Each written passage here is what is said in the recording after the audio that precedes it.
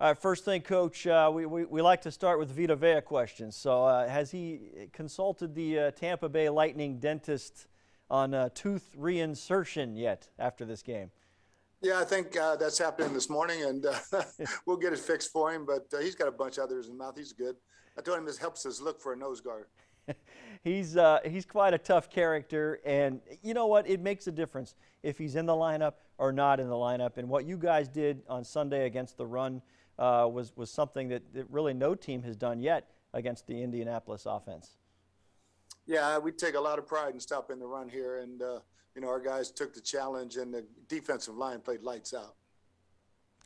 The Colts were able to convert some passes, like underneath a bunch of 10-yard and 11-yard routes, particularly when they were behind the chains.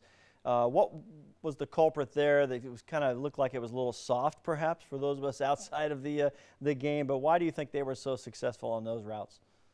Yeah, I think we got beat deep early in the game. I think we got a little soft back there, and then our inside backers were jumping some underneath guys because they're such good run after the catch guys. They want to get on them. And it just opened up some of those throws in the middle. And Sean Murphy-Bunting, he was the victim on the big 62-yard touchdown. And this is, a cornerback, you got to keep coming back. He did that and was able to contribute later in the game. How tough is this young man? Oh, it's huge. I mean, that's what life is as a corner. You're going to give one up, but you got to come bouncing back. And Sean is mentally tough, and he's done that. What did Devin White show you? Coming back, he was out of the game for a while. I know he was getting worked on, getting his hip worked on, I believe. Comes back into the game. How did he perform after that? And what is the defense like without him? Oh, it's totally different, that's for sure, because he's one great player. But he wasn't himself, but he sucked it up for his teammates and went out there and made some plays. How happy were you for Pierre Desir and obviously Antoine Winfield as well, getting the interceptions the way they did it, particularly Winfield? Having to play center field and go up and win a high ball. Yeah, that's not an easy interception. I mean, if I'm the quarterback, I'm throwing that ball up to Pittman too. He's 6'4", and just an unbelievable job of staying on his feet and then jumping and catching it. That was one of the best interceptions I've seen in a long time. And a last question on the defense. Shaquille Barrett, he even admitted, I need to turn things around. I haven't had the season I've wanted. It's a one thing to say that, but then he comes up with 3 plays within one that altered the entire game. How happy for him were you? Oh, it's huge because he was getting so much pressure, and then that strip sack and then recovered the fumble. That was the turning point in the whole ball game. Offensively, I know it was another slow start, one of those grind type games. How were you able to overcome that? It was almost an entire half, really, and then the second half things were drastically different for you. Yeah, I mean, people don't realize that's life in the NFL with fans. I mean, we got spoiled last year with no noise, and we could all talk to each other.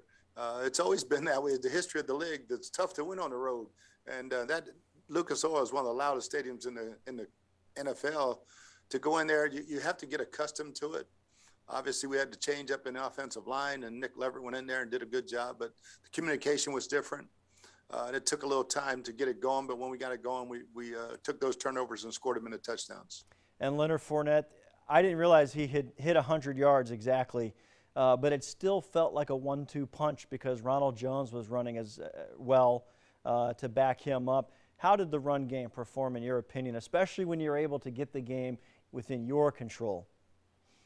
Yeah, it's huge. I mean, our run efficiency was as high as it's been all year. And, we lead the league in points. And I don't really care how we get them, whether it's running or passing. But when we're running the ball on the road like that's huge. And, we probably should have got 98 yards out of Lenny. I didn't get it in time for him not to score.